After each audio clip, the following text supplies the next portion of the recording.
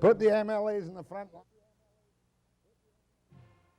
Hughes Brothers for A and B sound. Give me an A. A. Give me a B. B. What's that spell? Ab. No. This time it spells Magnavox, as in the Magnavox 8-hour VHS video cassette recorder. It's got multi-motion playback, remote control, and one-touch recorder. And best of all, you can get it at A and B Sound for just $58.33 per month for 12 months, interest-free with no down payment on approved credit. Hey, the total price is just $699.95. You could, like, own your own instead of renting. And you could watch your favorite show, Bowling for Hamsters.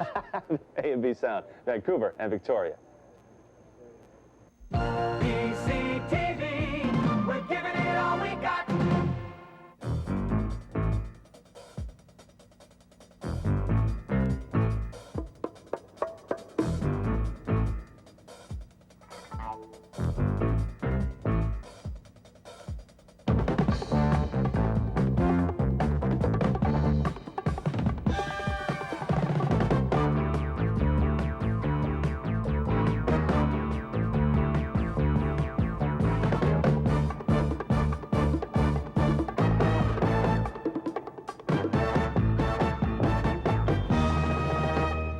Good morning. I find it impossible to blame members of the legislature for falling asleep at the switch. As the House drones on endlessly, the government determined to pass its major legislation by exhaustion if necessary. And there was a major step in the legislature yesterday I'll tell you about. You can understand why the halls were empty and draggy at 5:07 this morning, and you can understand why people like Elwood Veitch and Cliff Michael and Jim Hewitt were asleep at the switch in the legislature. Poor chaps, they need a good night's rest, I'll tell you that much. And in Victoria, to bring me up to the latest information on the passage of the second stage of Bill 2 is Clem Chapple of BCTV News Hour. Also on the program this morning, an important political interview with one of the strong members of the New Democratic Party, a man by the name of Mike Harcourt, who is still the mayor of Vancouver. And then an interview later on the rise and fall of the house that Jack built, not Jack Webster, a fellow called Jack Gallagher. He was the guy who created the Dome Empire. But first to Victoria and Clem Chapple after the break.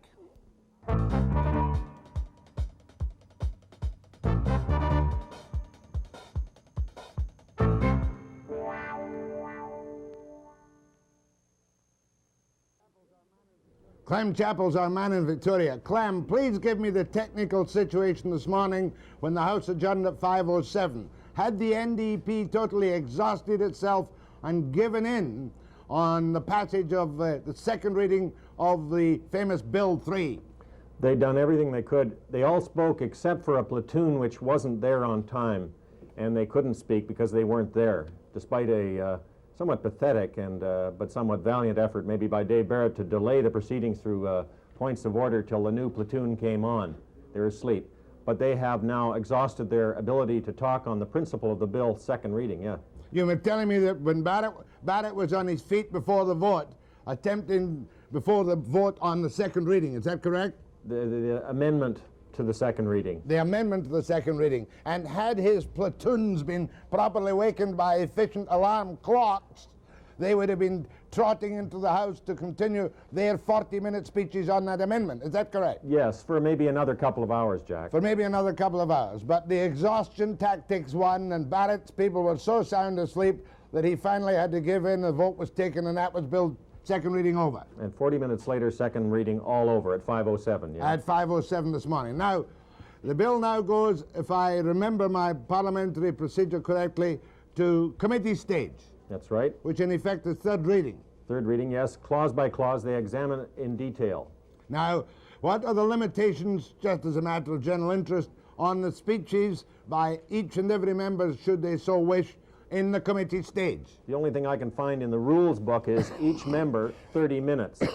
How that pans out, I think you could interpret it to mean you could go on forever because they keep getting up and asking questions and sitting down. But it seems to roll faster. Second reading seems to break the back of the whole thing, though, Jack. So there's no designated speaker in committee? No.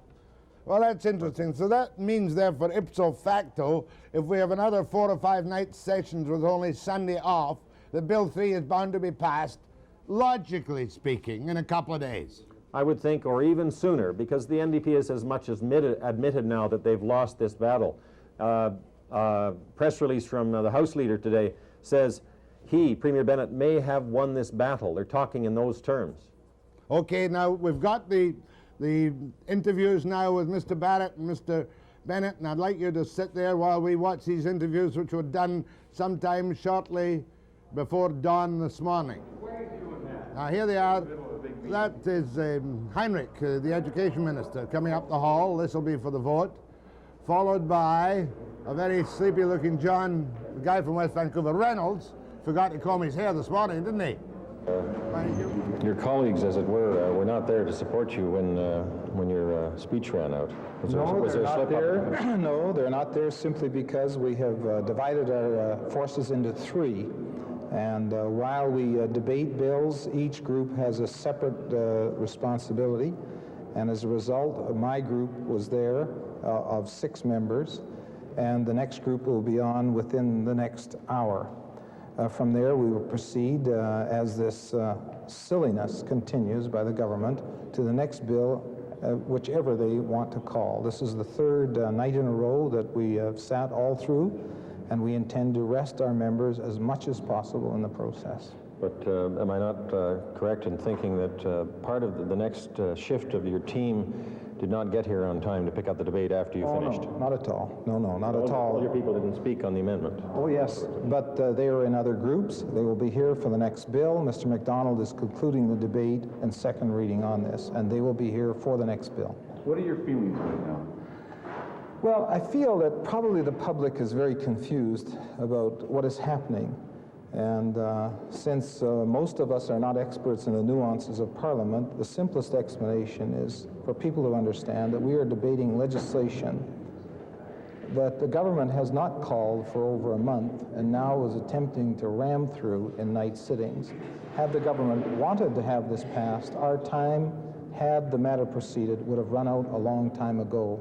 They wasted a month only to set up what I consider to be a pseudo-crisis and then bring in the legislation in the middle of the night. It's unparalleled. We've had night sittings in the past, but normally they've gone for one evening or through a night in the past. But this is the third night in a row.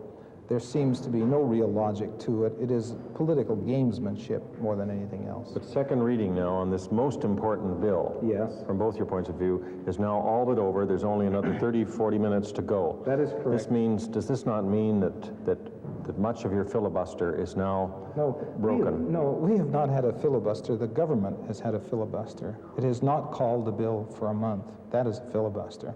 We have been taking our place in the debate, except for the designated speaker part, which was part of a controversy of 2 days ago, in which my right to speak as designated speaker on a hoist motion was taken away. The time under the standing rules is now running out, and we are finishing second reading. We then must go to committee stage, which can only be called by leave in the House, and they may call that tonight, and we are ready for that. If not, we are ready for that when it is called. Are you ready to go on ad infinitum on third reading? We are ready, and we are ready to continue the debate in third reading. In terms of time frames or anything else, that's impossible to predict. But the fact is that everybody should calmly understand out there that this whole situation has been caused by a government that deliberately withheld the bill for 1 month, told us that we were going to have regulations on the bill 5 weeks ago. Not only did they tell us, but they told some reporters as well. As a matter of fact, the whole world.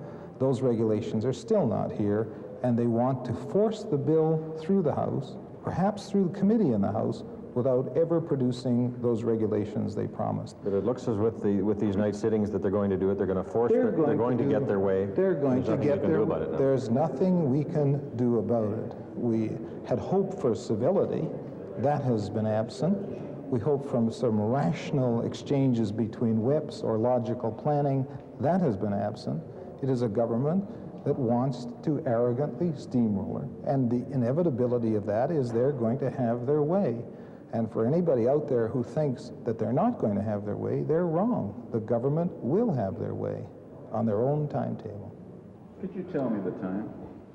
The time now, as I understand it, is about 10 minutes to 4. I say that without having a watch, but being a close observer of the moon.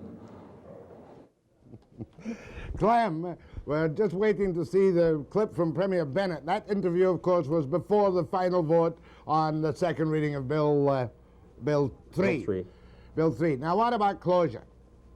Oh, closure is a long way off yet, but closure is something you can use in committee. All a SOCRED member has to do is stand up and say, I move the question be now put. And there's no argument, and the Speaker has some jurisdiction there. He can, if it doesn't steamroll over the rules of the House or be grossly unfair, the Speaker just puts the question and there's no argument. And they can go down clause by clause, and there's only 7, 8, 9 clauses in this bill. You mean they can apply closure on each of the clauses in the committee stage? Yes, sir. Well, that is not unforeseeable, is it now? At this stage, I don't think they would use it unless there was a big new surge of filibustering from the NDP. But you heard what Barrett's saying. Anybody out there who doesn't think the government's going to get its way is wrong. He's talking to Solidarity, I think. Right, and right now we're going to see another pre-dawn interview from the Premier of the province, and I think this was after the vote. I'm not sure. Yes. After the vote? Yes. Yes. Here he goes. Your personal comments tonight on Bill 3. Well, Bill 3 is necessary, and it will be equitable and fair, and it's been passed in second reading after a very long debate, and we're very pleased to have the bill passed. Our members are committed to being equitable and fair in passing the legislation, and they all turned out to vote. It's a tragedy that only 11 members of the New Democratic Party, after all the sound and fury and rhetoric, were there to oppose it. Even their leader wasn't there to vote. Would you call this the centerpiece of your restraint legislation? It's essential that we have the same terms and conditions and market factor in government that are there in the private sector. This means that the forest worker and the resource workers and manufacturing workers and employers are not second class to those in government, even though they pay the bills, that will all face our responsibilities in this recession in the same way and under the same terms and conditions. Are you going to keep up the schedule of debate, all-night sittings until Bill 3 is complete in its third reading? Well, it's premature to ask me, and that would be in consultation with the caucus and the House leader anyhow, would make that determination. Right now, my schedule calls for getting some sleep. What about now? What about this, what appears to be legislation and debate through exhaustion? Do you feel that this was the only way necessary to get some of this, these pieces, progress made on these pieces of legislation? No, I think our members have said very clearly that we're in difficult times. It's essential that the government govern and that we get through our legislation. And they all got together and they said, look, we're willing to work overtime. Like people do in the private sector. We're willing to work overtime to get results. So what we've done is do what everybody does. If you've got a job to do in the private sector, sometimes you skip lunch, sometimes you work late, sometimes you work all night. They've said, we'll make the same commitment, working for the people, that we'll work overtime, and that's what we've done. So you're prepared to go continue doing this if I'm need be? continuing to work overtime for the people of British Columbia, and so is my cabinet, and so is my caucus. Mr. Bennett, Solidarity from the beginning said that none of this legislation could go through. What would you say to that now that you've got second reading on an important bill? Well, that was, of course, a request that was not well-founded. Politically, their demand that we remove all legislation was really just reflecting the bitterness that many of those who call themselves leaders of Solidarity were exhibiting because they lost the May 5th election. What we did do with responsible parties on Bill 3 was meet and consult and put in language that took away the concerns, some very real concerns that were there in the beginning, and it's what we've been doing on other legislation. And I think cooperation and consultation is what we're trying to do to work our way through these difficult times. Those who see confrontation and political action as a means of continuing to express their disappointment at losing the last election really exhibit that they don't care about British Columbia. What about to the me, regulations? When are we going to see the regulations? You'll see the regulations, of course. this year, the minister will be bringing them out, but I don't think you should focus on that, because in the Compensation Stabilization Act, when we introduced that act and passed it, the regulations came down sometimes later, and they were compatible. I think the minister has given the spirit of the regulations over and over again, and I think that's what you must understand. Mr. Premier, we have sat here around the clock since Monday afternoon, and all this House has managed to accomplish is to get 2 bills second reading. What do you say to that? I say the House is progressing, that in order to provide a democratic forum for the opposition and our own members, we're willing to work overtime. And it's very interesting to see that the Social Credit members are there in great numbers when it's time to vote on these important issues. And we care very much about it. So we're working overtime. We'll continue, if we have to work overtime to get the program through. The government must govern. Would you personally like to work overtime on a Sunday? I think that's enough for tonight.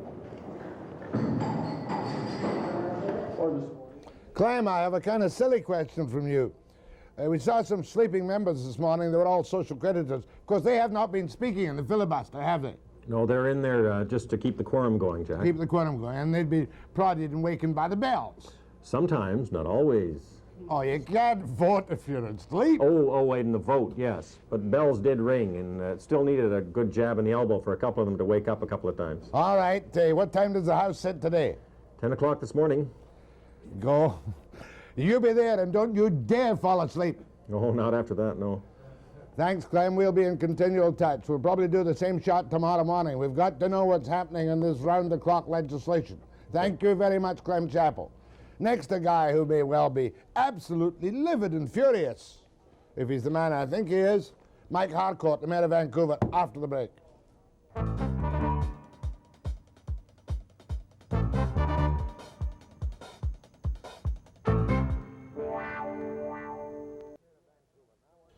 Mike Harcourt is Mayor of Vancouver. And I want to ask you, Mike Harcourt, if you are a member of Solidarity and if you support their actions, including the occupation of the Premier's office and including the presence there of a man whose salary is paid by the city, Jim Green of Deira. So let's start, first of all, are you a solid member of Solidarity? No, I'm not a member of Solidarity, Jack. I was invited to speak to a rally of Solidarity at Empire Stadium as a municipal leader in regard to the bills that affect municipal government and affect tenants and affect human rights in the city of Vancouver. I understand that. Do you approve of Solidarity's tactics up to now? I think that Solidarity has been trying to get across the same message that I and every other municipal leader in this province has been trying to get across, which is back away from the very contentious bills that haven't had good public discussion. Do you agree with the sentiments expressed by Mike Kramer of CUPE yesterday, indirectly but quite clearly, that if passive resistance doesn't work, something else will happen? Are you in favor of do you think this legislation is so appalling that a general strike, excuse me for pointing, might be necessary to, quote, bring the government to its senses? Well, I think a general strike at any time is unfortunate for everybody concerned. Nobody wins in a general strike, as you know. I think that the reality of a general strike or a significant initiative like that by the labor movement will happen if the provincial government proceeds with their absolutely scandalous amendments to the labor code. In other words, if they bring in the changes that they're contemplating, or they bring in the right to work legislation, which really isn't the right to work legislation, it's the right, it's the privilege to work at less than what people expect in our society. Are you telling me? I think there may be a step up in action by the labor movement. But you are now being hypothetical for your own benefit. You don't know the changes to the labor code. Nobody knows the changes planned to the labor code. I'm not being hypothetical. I'm saying that it's my judgment that if the provincial government is bullheaded enough to proceed with those very, very destabilizing and unfortunate amendments that have surfaced, then I think you'll see a step up in action by the labor movement. And if, being hypothetical, they brought in, quote, anything like the right to work or severely restricted the labor code, would you support a general strike? I'm a legislature, Jack. I think that the highest source of authority in this country are the citizens, and are the citizens expressing their wishes through the ballot box and through our parliamentary system.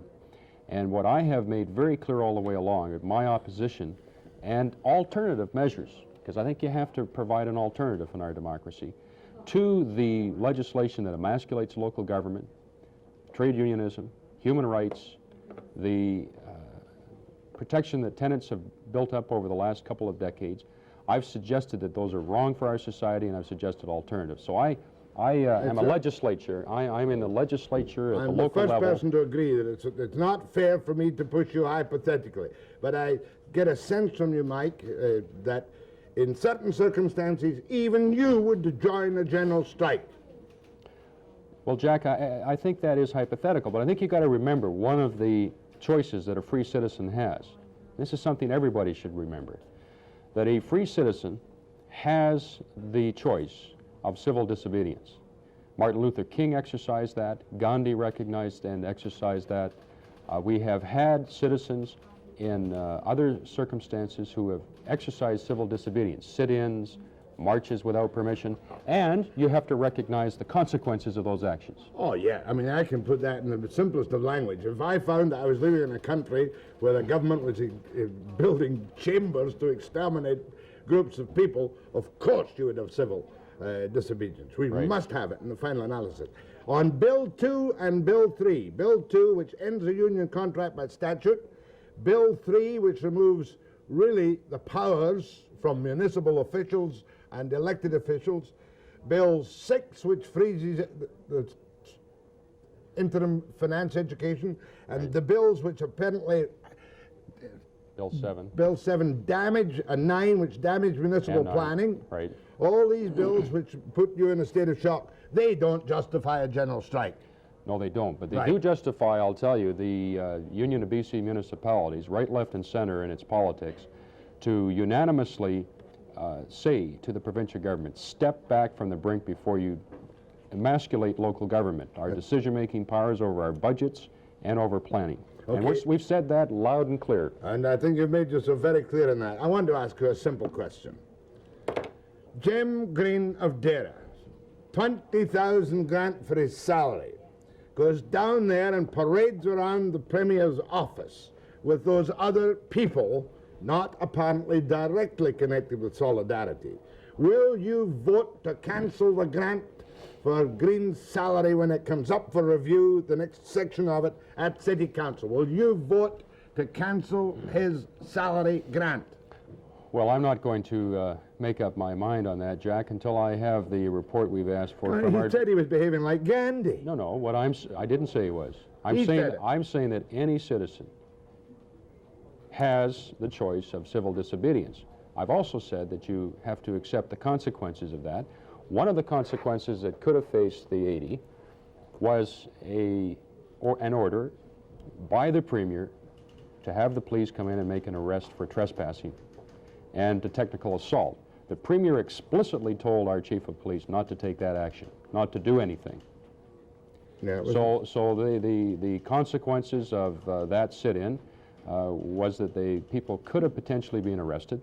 They were not, because the Premier instructed our Chief of Police not to proceed to end the sit-in. Mike Harcourt, Your Worship, I remember well when you similarly instructed the police not to interfere with people dumping garbage at the City Hall. No, I didn't. What I did say, Jack, is that within the next 24 hours, we were in the process of settling a 3.5-month strike, and we did. And that to have a riot at City Hall on the verge of settling a long, drawn-out, bitter labor dispute was counterproductive. And what I suggested to the people is go home, we'll have it cleaned up within a couple of days. Don't confront, don't start a riot at City Hall. In other words, you and the Premier each decided at that time that discretion was the better part of valor. That's right. Fair enough. More with Mike Harcourt after the break.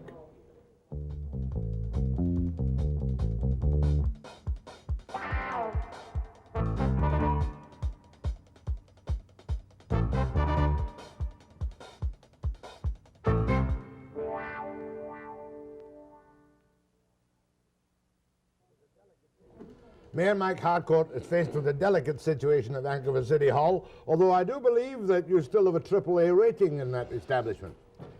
We certainly do, Jack, and that was confirmed a couple of months ago. You know, our credit rating at our request, went up to a AAA credit rating when we had the bond rating agencies from New York come out 2 years ago. And they came out and assessed the province, assessed the city of Vancouver a few months ago, and decided that the Vancouver city was a well-run city. We'd taken prudent measures in this depression.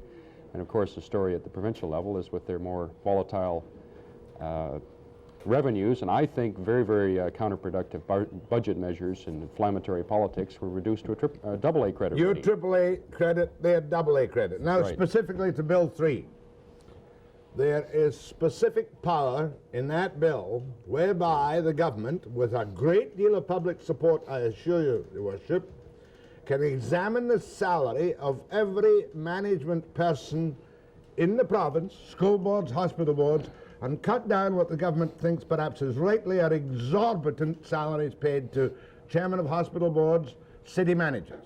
Your city manager, Fritz Bowers, gets more than 100,000. No, he doesn't. He gets $98,000 a year. Call me a liar for 2,000. $98,000. Not a liar, just misinformed. Are you have you had to submit a list of your 30 top-paid employees to the government in Victoria? Yes.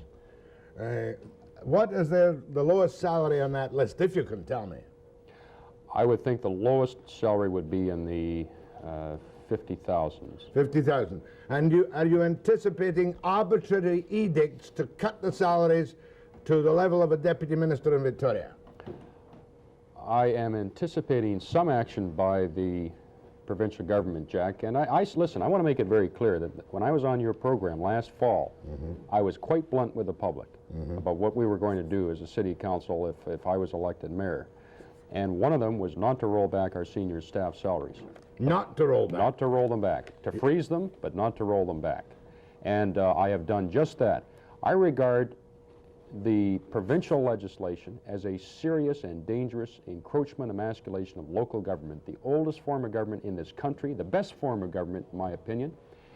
And I find it abhorrent that if we decide that we're going to follow the mandate that we got from our public, I got a strong mandate to run our own affairs, and the province can come in and arbitrarily roll back and interfere with our budget and fine me up to $2,000 if I don't obey their arbitrary decision.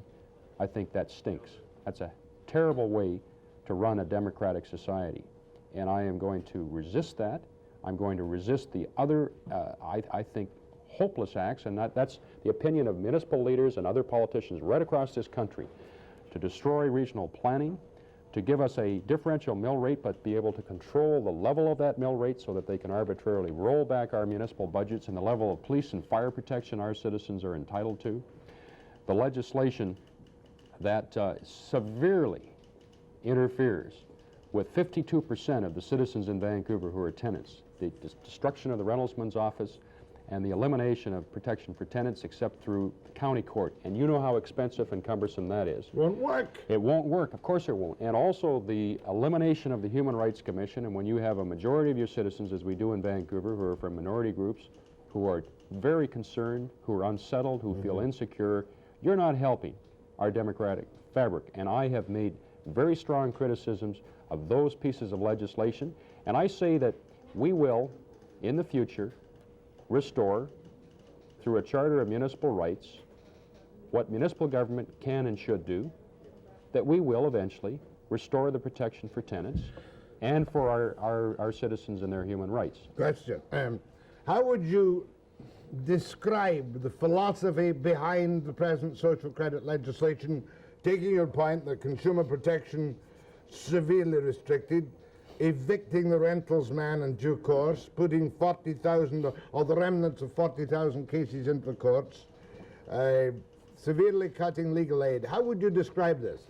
Premier Bennett might well tell me when he comes on the program that this is essential for the saving of money and that the only way to cut the long-range cost of government is to cut services. But how would you describe it? That is, people would be impolite and call it a lie.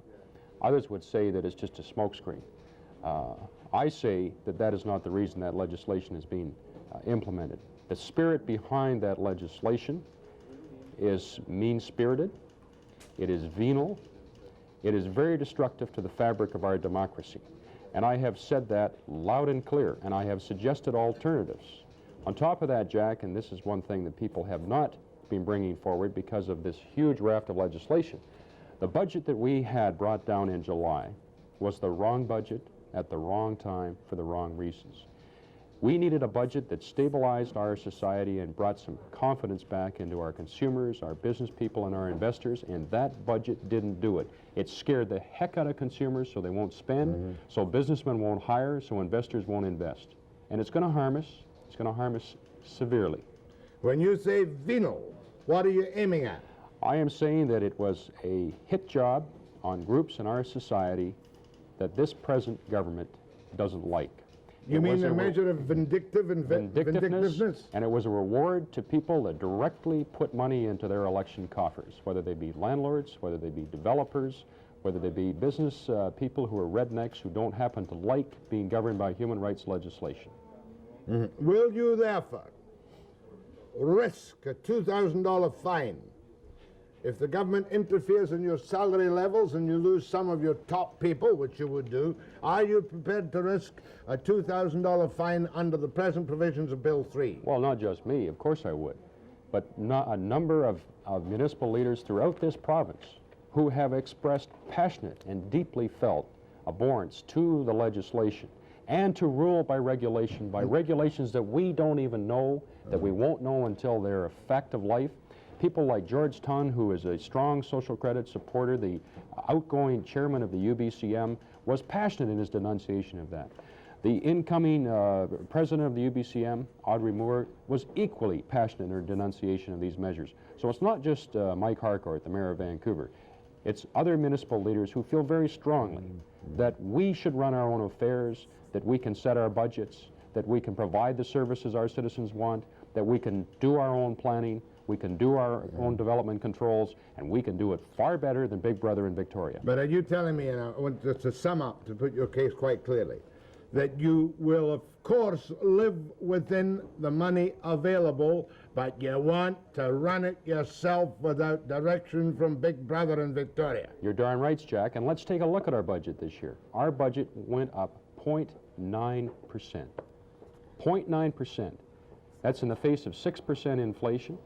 And at the same time that we did that, we stabilized the basic services to our public. And you know that's mostly police personnel, fire, our engineering services, very basic services, without having to lay off any more people. We've already done our trimming, we've done our attrition. So your budget was up 0.9 and the provincial budget was up largely because of welfare, I suspect, and 12.3. Well, that's what happens when you get a depression that's artificially caused. You get unemployment, you've got to have more people on welfare and unemployment insurance. More with Mike Harcourt, the Mayor of Vancouver, after the break.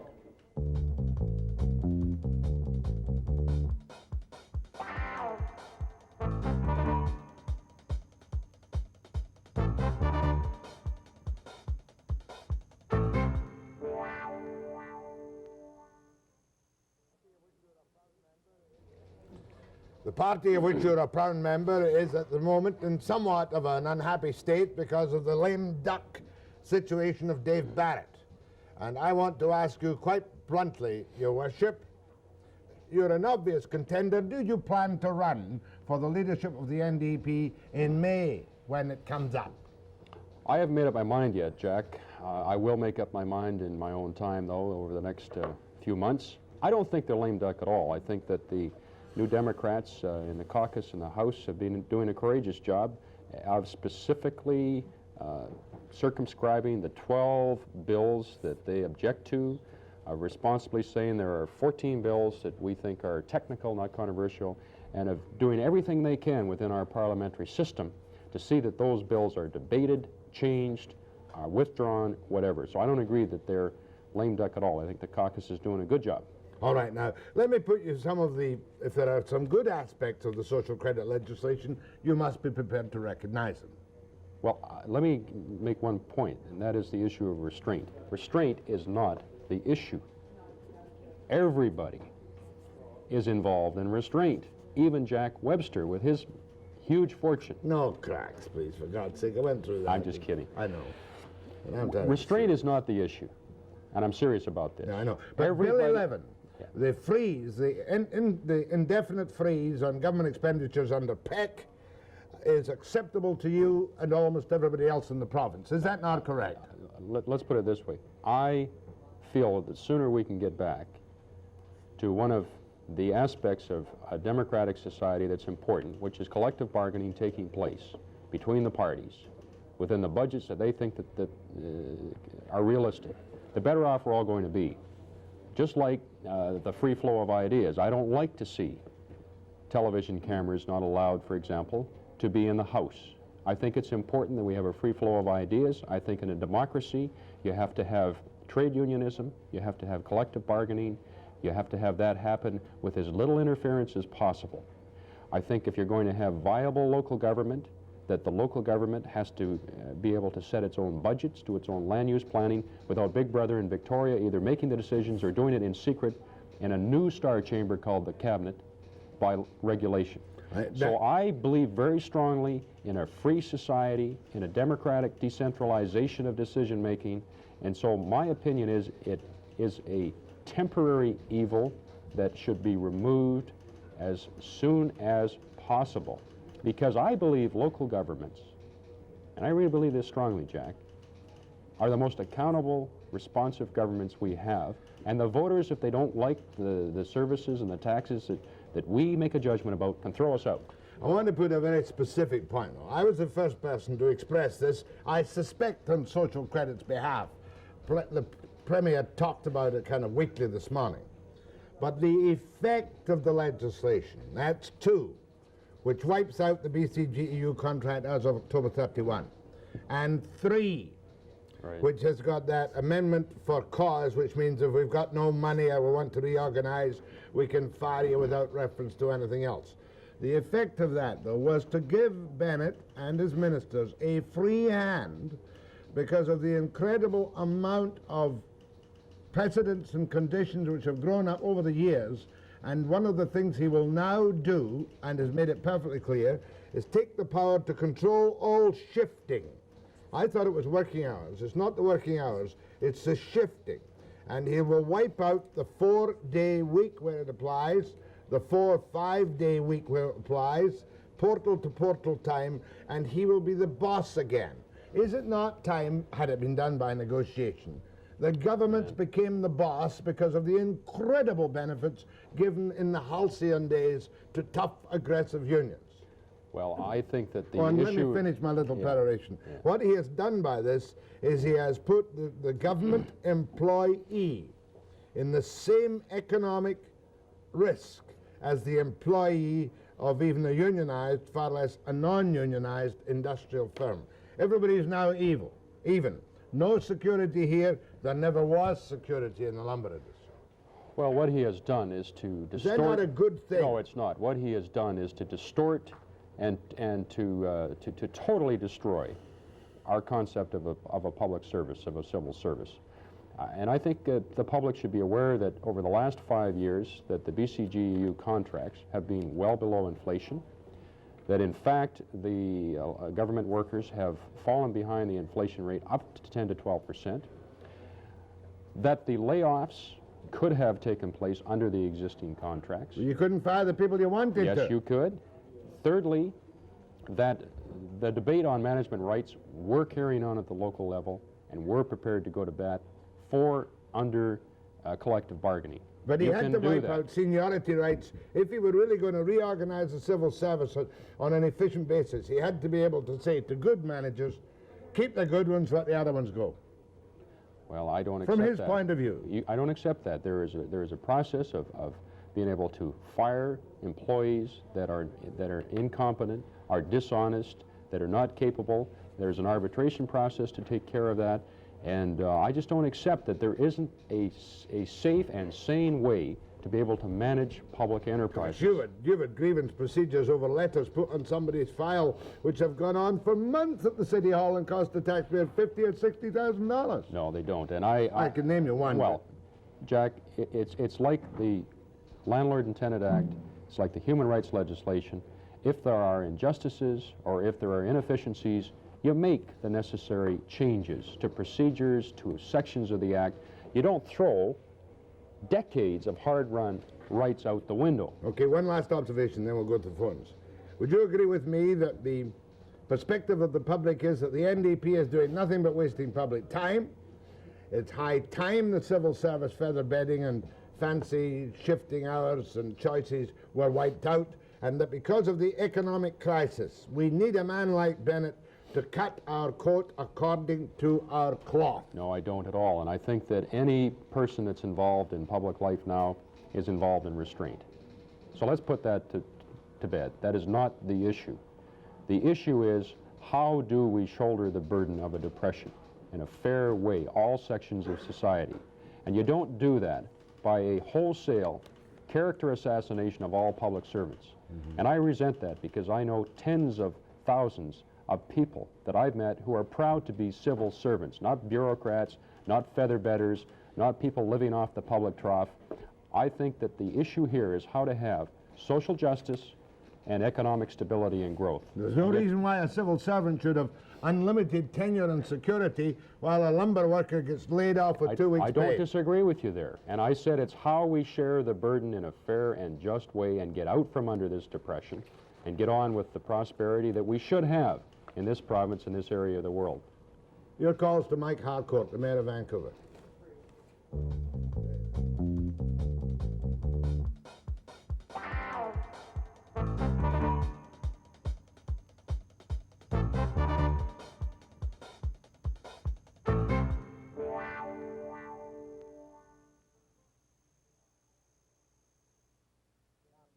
Perhaps I'm being unfair.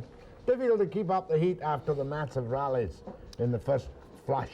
Well, there's a few things about solidarity, Jack, that you're aware of, that I'm aware of, that it is a broadly based group of people who are genuinely angry at that legislation, not just in terms of human rights and landlord and tenants, but in terms of the treatment of people in the public service and outside of the public service. It is, you're right, after the first blush, you can only have so many rallies. But I think they're going to go into the grassroots and talk to people. Yeah, but the reality is, let's get to the reality. They won the election. No, the reality is that the only viable alternative in this province to the present government is the New Democratic Party. Fair enough. That's your campaign and speech. No, but that's a fact of life. I know it is. I know it is. Go ahead, please. Yes, good morning, Jack. Your Honor, Mr. Harcourt. Yes, sir. I just want to say that I really think you're doing a great job of running this fabulous city. And I'd really like to see you run for the leadership of the NDP, because I do think you will win. Thank you very much. Go ahead, please. Mr. Mayor, how do you feel about the way the Premier is running this province? And by that I mean the cuts in public services that are helping the people of this province. Well, it's not a question of the Premier, it's the government, and he's part of that government. And I was quite saddened and angry at the cuts, particularly to those who really are the most vulnerable in our society, the disabled community and those that were on the community involvement program that got them out of their apartments, out of their loneliness. I thought that was just a terrible, terrible... Even money to reinstate that. Oh, sure. But those kinds of cuts, Jack, are not cuts. They're stupidity. Go ahead, please. Yes, hello, Mayor Harcourt? Yes, sir. I think you're saying, and Solidarity's saying, and the NDP are saying that the bottom line is that this government is acting in a totally undemocratic way. No, I didn't say that. Well, this is my impression that they... No, I didn't say that. I said they're wrong, sir. Oh, and they're that wrong. I think it was the NDP's position also that they don't have a mandate for this particular legislation. Well, that's not just the NDP. Okay, well, this is my point here. Yeah. That it seems to me the government without this series of legislation is making a broad assault on generally accepted human rights and the democratic process is in fair bargaining and bargaining in good faith with the various institutions in society. Yet they seem convinced to go ahead with these bills no matter what, with legislation by exhaustion and so on. And they're eventually going to get all these bills through without significant amendments.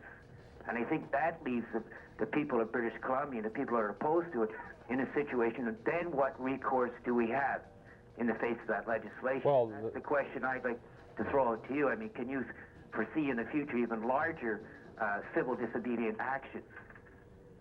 I think left with no alternative. I think, sir, that the legislation is wrong, and I think hopefully quite clearly laid out on this program and on other occasions why I think it's wrong, why I think the budget is the wrong budget.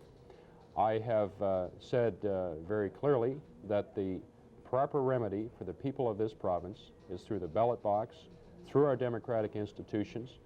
I have said that the present provincial government, number one, certainly didn't get a mandate to bring in this radical, savage legislation and budget in the election on May the 5th.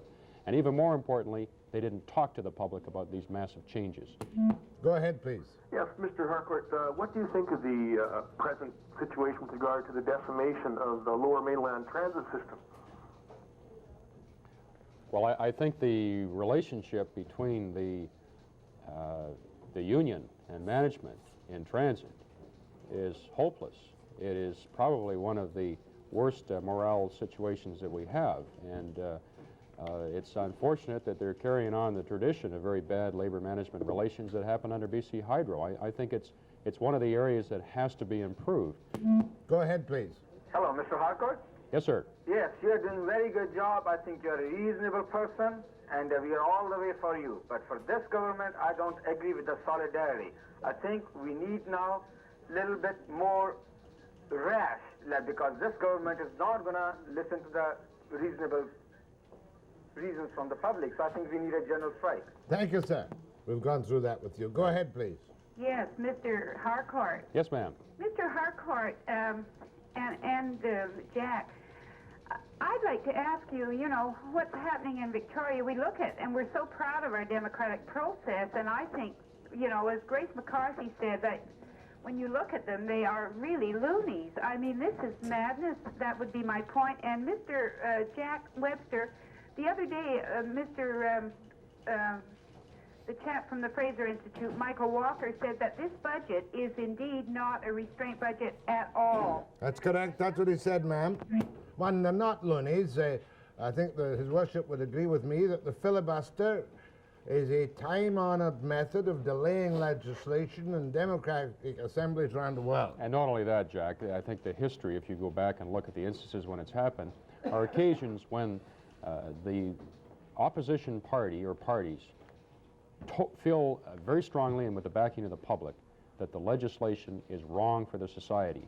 I don't think that you'll see many instances where opposition parties in the legislature or parliament have put a filibuster forward for frivolous reasons.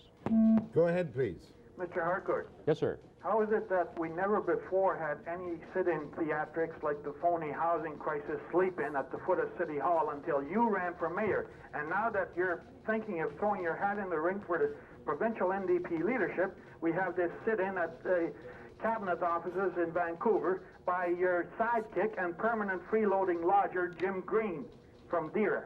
That's a regular phoner for the Social Credit Party that I recognize from I'm asking you a very legitimate question. Would you please answer it? From other occasions. I just want to identify you, sir, as your true purpose in calling. I don't think, obviously, you're from this area or haven't been around for very long, because you obviously aren't aware of the Tom Campbell days and the sit-ins that occurred in those days. Well, I'm answering your question, sir. I'm saying that there are many other occasions where citizens have exercised their what they feel to be their choice as citizens to demonstrate. Did you approve of the sit-in? No, I didn't. Okay, take a break after it.